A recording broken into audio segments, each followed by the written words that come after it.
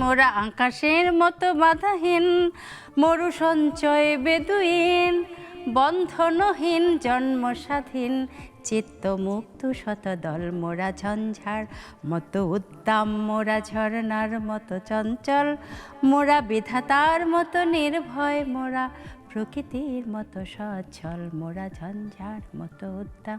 মানে নজরুল যে কোনো বিপ্লব, যে কোনো জাগরণ, যে কোনো আন্দোলন, যে কোনো রকমের মানসিক জাগরণে নজরুল সবসময় অনেক বেশি আপন। আপনার এবারে বইমেলায় বই এসছে নাকি আপনার?